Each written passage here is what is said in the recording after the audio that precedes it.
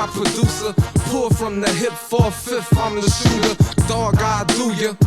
But the two don't discriminate, cause I shoot the guy next to ya. I can see right through. I ain't heard that podcast, where today we're going to be discussing the Morgan Wallen controversy. And for those of you guys that don't know or been living under a rock, you may not know this is country music's youngest sensation.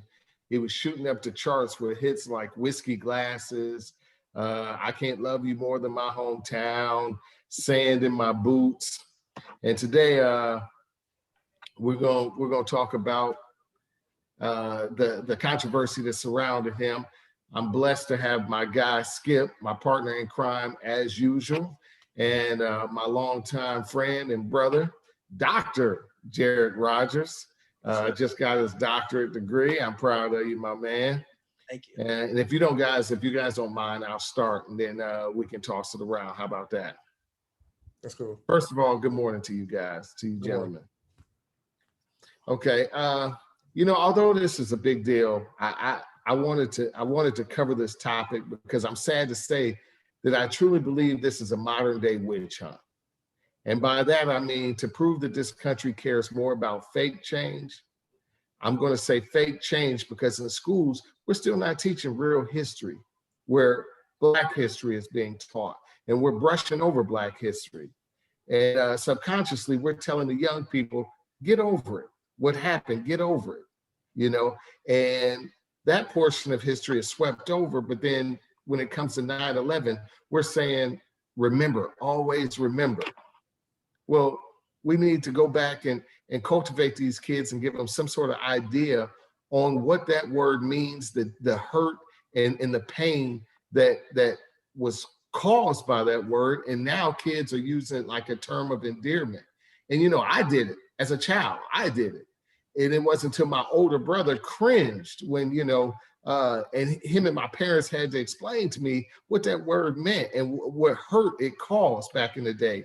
But you got these young artists using it like every day in songs, and then trying to sell songs to the kids in the suburbs and these kids of other colors, but then you expect them not to use it. And if we sit down at a table, all three of us got steaks, should we expect Jared not to eat the steak? I mean, that's a crazy parallel, but I'm saying if all three of us eating, why wouldn't we expect him to eat? That's what's going on in the community now. All these young rappers are saying it. They want to sell these records to these kids in the suburbs, but then they're getting mad when they say it. So we got to start holding each other accountable. And I don't think this man, the situation for those that don't know, I'm sorry, Skip. He came home from a night out. It was him, a girl, his boy, and his boy's girl. He got out the car and he was telling old boy's girl, take care of this PAN, the N-word, because he can't handle his liquor. He wasn't confronting guys of color, calling them the N-word. He was talking to his boy, using it like a term of endearment, basically like we use it, which is wrong. Don't get me. It's twisted. It's wrong for anybody to use it. But I don't think it should cost him a living. That's all I'm saying. This guy's been banned from iHeart radio stations. His music's been dropped. The label dropped him. He can't even qualify for any awards now. I think that's just too much, man. That's too much for something that wasn't malicious and something that he only plays 50% of the blame in. Well, I actually think that's I think the fact that you said he's getting kind of blacklisted from everything is kind of naive for us to think that every single artist out there doesn't do the exact same thing, and unfortunately, man, you've been out here in Nashville, that term, any kind of racial slur, kind of gets thrown around just like a baseball, man. And it's really sad because, I was bouncing for 12 years or 11, 12 years out here in Nashville. And I've been called every racial slur, including sand with the N-word following. Well, anybody knows me, I'm Native American and Mexican. So I think it has to do with, I know that Wallen was extremely intoxicated. You saw that him, watching him try to walk up to a staircase. Still no excuse. But, I think like you said, man, it's a term that gets freely thrown more often, and people don't truly understand the gravity of the word. No, I totally agree. I mean, it's uneducated, and well, and I feel you said something a moment ago where you said we're kind of stepping over history. I went down to the Juneteenth celebration down here. I was doing photography, and I went down there to take pictures. And I got into this really, really cool conversation with this young Black American, and he was super cool, man, super cool. Wanted to ask me questions about Native American and Mexican, and he said something, and I don't want to offend anybody here, but he said, you should understand, given your cultural history. And I said, I understand to a degree, but I can't erase that history. If I erased every single aspect or factor that helped develop my history, I wouldn't have a history. So we had a very civilized conversation, which is very rare these days, by the way. And I said, if you go back and you destroy all the negative, you get rid of the positive that you've come so far to have. And I mean, you should be so proud. Every culture should be so proud as to where they've come. However, going back to what you were saying, I don't walk around calling my, Hispanic brothers and sisters or my Native Americans racial slurs out of terms of endearment. You know what I mean? And so I think it boils down to, like you said, man, it's just uneducated. And uneducated turns into ignorance. I hate to say it like that, man, and I don't mean any offense to anybody, but that's just my personal opinion. I think he came out and he did his apology speech, and I want to know, had he not been caught, would he still have apologized? True, and that's that's the way I look at it. For instance, just the world we live in today, you just got to be careful about what you say and what you do. And I think I think all successful people, because don't get me wrong, I'm pretty sure he used that word a lot, but I think if he had a camp around him who would not allow that to be recorded, because at the end of the day, he was intoxicated. But if you look at things that's happening in real life, for instance, with Nick Cannon, let's use him as a prime example. He got banned from MTV because of him using a slur against another race, another nationality, right? You have to be careful what you say these days, even if you try to say any slurs against people who like the same person. You know what I'm saying? You just have to be careful. And if you're not careful, then these are the things that happen. Do I think he should be banned for everything he's being banned for? No. But at the end of the day, you have to learn a lesson, and you have to be more aware of what's going on if you're drunk or if you're not drunk. Because if that's the case, don't get that drunk. You know what I'm saying? And if you get upset, you got to know how to still move even though you're intoxicated. You know what I'm saying? And don't get me wrong, in my younger days, when I was intoxicated, I probably was a wild boy. But now that I'm older, I got a good camp around myself, and I know myself. Everybody's always trying to record. The generation we're in today, everybody always trying to pull out their phone and record something and send it to WorldStar, to anybody to get paid. So you have to be aware of these things, even if you're in the heat of the moment. So I think this will be a great learning lesson for him, a great learning lesson for the world, because you just have to be careful of what you put out on social media and who's recording. You just have to be more aware of what's going on. Do I think he should be banned? No. But at the end of the day, I bet you he'd be more aware of what he says now, drunk or not drunk. Absolutely. But do you agree that something like this, we could use that to our advantage? Imagine the spokesperson he could be if he was educated. If he took a diversity class and he actually learned the hurt that word causes people and the hurt that comes with it. You don't think he could be something valuable to us? I mean, not everybody will get it. He might not get it, but looking at him and following him, because I'm a Morgan Wallen fan. Looking at him, I would think that he's been around the hip hop culture, because he's one of those young guys, country singers that seems to be modern, not your regular old time country singer. I don't know if I'm saying it right, but he's been around hip hop artists or hip hop, the culture. So if we could get him to understand, imagine the spokesperson he should be, instead of, he could be, if we gave him some sort of diversity training or somebody set him down and talk to him, as opposed to just, oh, that's it, we're dropping you from the record label, we're dropping you from everything. I disagree, just because you see what's going on in the news now. So you can be naive to whatever you want to be naive to. You see what the police brutality because of our colors being executed in front of everybody on camera. So I think he knows it's 2020. Everybody, 2021. I'm sorry. Everybody knows it's in the media. If you search it on Google, all this stuff is in place. It's been going on for too long. So yeah, he could probably get trained, but he's not naive to that word because it's been around for so long. So people really understand the logistics of that word. So to me, that sounds like an excuse because if you turn on the TV, how many people we've lost since in the last 5 years to police brutality that was an African American? Oh, a lot. Exactly. And if you go back to slavery, correct? The N word was used to degrade African Americans, correct? Absolutely. So at that point, it's like you can't be naive to it. Everybody knows what's going on. Now, if you don't want to pay attention to it, that's on you. But don't be naive to it because everybody knows what's going on in the work world, in your everyday life. Just being a minor, everybody knows what's going on. Now, if you want to be naive to it, that's different. I mean, I understand that, but what I'm saying is he wasn't using it as trying to insult somebody. He was using it just as we use it, talking to his boy, to his friend. So let me ask you a question then. Somebody breaks into your house, correct? They come into your house. You use your firearm because you have your CCW, right? Okay. You kill this person, right? You go in front of the judge and they still give you 2 to 5 years because the person was fleeing, running out of your house, correct? You still use the gun to kill that person. You get what I'm saying?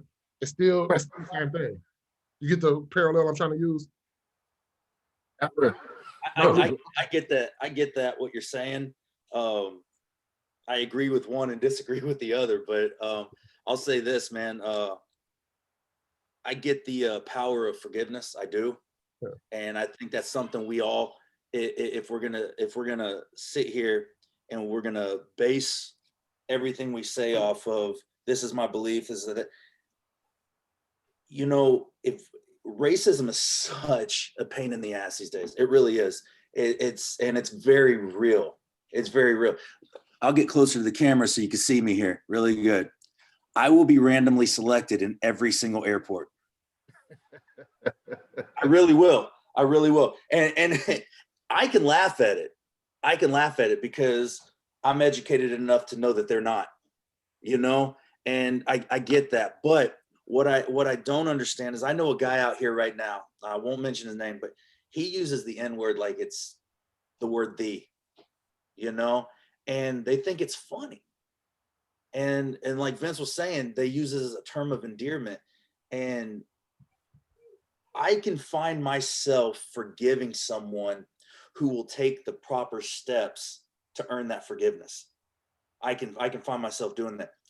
When I cannot forget, I can still forgive, but what I cannot forget is if somebody comes on and apologizes, but because they got caught.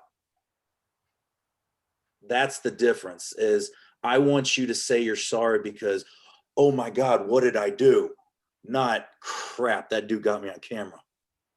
You know? And part of my reason for wanting you on here, Jared, is because me and you, we've traveled together. We've been together a long time. For those that don't know, when I had my music out, Jared is the nephew of one of the greatest country singers ever, Kenny Rogers, the gambler, you know, and Jared had a prosperous music career himself. And we performed in Vegas and California together a lot. We were in the same realm. As a matter of fact, had a lot of the same management. So we were together a lot, which is why I call him my brother. I miss those days. Being in that country music, is this the first time that you've heard? Isn't it something that was thrown around all through country music? I will say this. That's a great question. The 90s and before, no. The 2000s and beyond, yes. It's definitely a generation thing. When I was raised in country music, it was in the 80s and 90s. You know, my mother was working for, you know, great artists like Tanya Tucker, Lori Morgan, people like that, Kenny Rogers, things like, they're not going to drop that word. because they were raised to be better. These days you have absent parents, so kids are raising themselves around their environment. So if I were to hang out with you in your younger days, I would be dropping the word too, because that was my environment. But and that brings me up to another thing, like today or yesterday, 90s and before, no, I never even heard that word, because my mom didn't put me around that word. My friends weren't around that word. I had friends that were, Black American. They didn't say the word. I got a buddy in the other room right now, flew in from Vegas.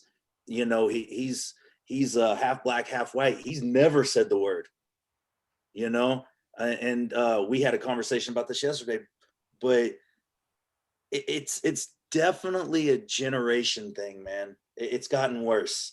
I will say that back in the day, if you did hear the word, it was meant to be racist. It was meant to be directed. Today, it's meant to be like I call you my brother. True. These kids are throwing that word around like, hey, what's up, brother? No. No. And then that lends back to what I'm saying. It's education. It's because it's not being taught in school. It's not, look at right now I'm in education, I'm teaching. Black History Month, it gets touched on. But as far as your history, that's a part of everyday history, but it gets glossed over. It gets, there were slaves back in the day. It was very wrong, but we need to forget that ever happened. But in the meanwhile, not trying to go deep, but you have the 13th Amendment and things like that keeps going on, companies like Alec that still push that narrative. And people don't know it, Yeah, but I also think it comes to the part where, like, for instance, me going back to college, right? I had a different nationality, different race teammates, right? And at that point, you have to be more aware of what's going on. And you have to nip stuff in the bud early. So not saying none of my teammates have done this, but out of respect for the African-American community on the team, but say you at a frat party or a house party, everybody get drunk and they say, oh, my end. You got to let them know, like, hey, that's not cool. You know what I'm saying? And a lot of times, us as African Americans, we don't cut that off at the head. We allow them to say that. Now they think it's okay. So when they get around other African Americans or other people, they feel freely using the word, if that makes sense. So sometimes it comes to the point where your friends and your family have to be that person that teaches you as well. Because at some point, I can use this for an example. Flying out of the airport maybe 3 or 4 years ago, it was about to be a big fight because of someone using the N-word to an African American who was an African American. So I think, like you said, we just start, like you said, Jess, if we do start doing educational things, maybe, but I just think the time that we're in now, everybody should be at least aware of what's going on. Well, I'll say this, man. If you're going to throw education into the works, man, I think it's very important, man. I think our school systems definitely are letting us down on these aspects as well. And Vince, I know you're a teacher. I know you're a good teacher, though. So, I'm going to throw that out there. But I will say this: there is nothing wrong with someone asking questions. Like if I come to one of you and I ask you, tell me the history of this word, you should want to teach me that word. You should want to teach me, but teach me the history of that word, right. And not, hey, listen, now that you know it, you can use it, And so you look at the environment that kid's around, Wallen, and none of his friends corrected him. None of his friends. And to me, it's one of those guilty by association, man. If you're going to be there and you're going to allow somebody to throw that word out, you need to be willing to take the consequences and repercussions as well. Because if my children who have never heard that word, but if they came up and they said that word, I would sit down and I would educate them and let them know why you cannot use that word. It's not that you can't use it. Obviously, we know people can. Right. You shouldn't. And it's a respect thing. It's because you have multiple diversities that are out here and none of them respect each other. So, while you guys can sit here and say, and this is hypothetical, right? But you guys can sit here and say the police have racially profiled us. And then I can say, stop resisting. you can go either way on there's always your side, my side, and then you meet in the middle and there's the truth, you know? And then this is what happens when you have multiple sides that are going at it and nobody's there to listen. Everybody's there to prove a point. And so that was my whole thing about going to Juneteenth. I said, if you were to sit in a room and I were to sit in a room, we completely had different perspectives on what's going on. But then you had somebody in the middle that has no bias. That's going to be what we need to gravitate toward. That's going to be our educator right there. We throw my history, we throw your history, and then we need to learn to meet in the middle. And we need to learn to coexist. I've never, ever looked at Vince as a black man, ever. I don't even think about it because our history's deep, you know? I mean, I love my brother. That's just what it boils down to. So I don't look at him as a black man. I'm not talking to you right now as a black man. Yeah. I'm talking to you as, dude, I'm enjoying this conversation with you. Yeah, you know, but we can't get to that anymore because people are filled with so much hate. And, you know, and I'm not saying this, I know this kid, Wallen, he didn't use that word because he was trying to hate somebody. He used it because he's an idiot. And that's what it boils down to. And his music has the ability to get out and reach people and touch people, you know, change people's lives. And so I don't think he should be penalized for that either. Go back to your original question. I don't think he should be penalized for that. However, to back up what both of you have said, I think he should go through an extensive course in ethnic diversity. And he should learn history. He should learn what these words mean. He should learn what the racial slur for a white man means. He should learn it all. And then now, if you want to look at him as a spokesperson, I don't know about a spokesperson, that might be too tough of a term, too strong of a term, but maybe somebody in the spotlight that can start some kind of a transition in society. Sure. I think that would be brilliant. I think, to be honest with you, I think we all need training because you got to think sometimes us as African Americans don't really know the history. You know what I'm saying? Of the N word. We just grow up.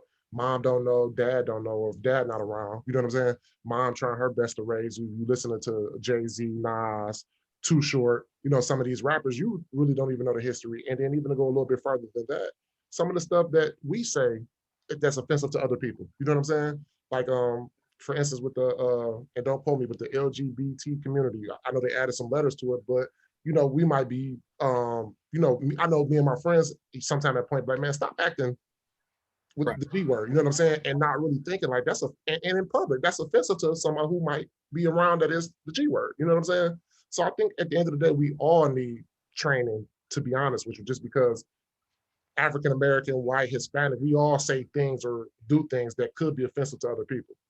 Mm-hmm. And I tell you what, you were able to put something like that together. I'll be the first one in line to take it. I'll be the first one in line to join your cause, man. But I'll tell you something. I've listened to hip hop. Now, when I say I listen to hip hop, I don't listen to these new guys. I don't get it. But I like loved Vince's music. You know, I was huge into Bone Thugs and Harmony, man. That's just a great group. And what captured me about them is, yeah, they dropped that word a lot, but dude, they spoke real from their history. And but the one thing they never did is taught the history of the word. So you're right, man. I mean, it's a lot of these public figures, they have a lot of push and drive, influence, whatever word you want to use, on society, you know? So no matter how you, but think about this, man. I'm gonna throw something at you. I know this is not the topic, but I'm gonna throw something at you. Is you go into any university, any job that's equal opportunity, hiring or receiving, whatever, then why do I need to put my ethnic background on there? Why do I need to check those boxes? You know, it shouldn't matter. We need to get rid of things. And if we're going to educate ourselves on it, it's one thing, but then we need to start teaching ourselves acceptance, forgiveness, knowledge, forgiveness, acceptance, in that order right there. Sure. I like that. Yeah. I kind of piggyback on that too. Us as African Americans, we need to stop using the N word when we relate to each other as well. Instead of saying the N word, okay, my brother. You know what I'm saying? Or king. That's exactly what I'm saying. I mean, if you think back in the day, you had guys like KRS-One, Public Enemy, Talib Kweli, these guys were teaching, and that's what rap started out as, teaching, getting stories out there, storytelling. Now, I don't know what it is, man. To tell you the truth, it's been taken over by mainstream, and it's being pushed out to where these guys don't care, but there are leaders.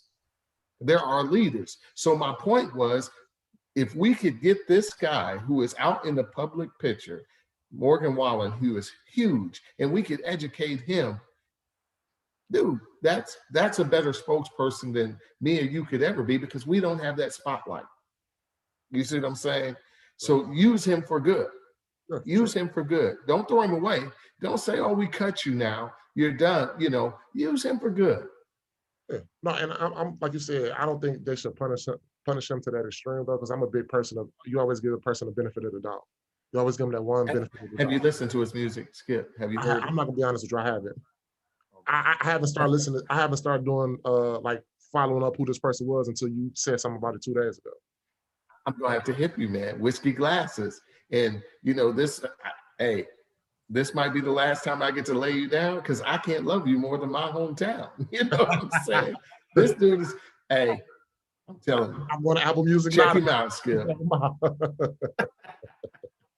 Okay, just listen to those two, Whiskey Glasses and My Hometown.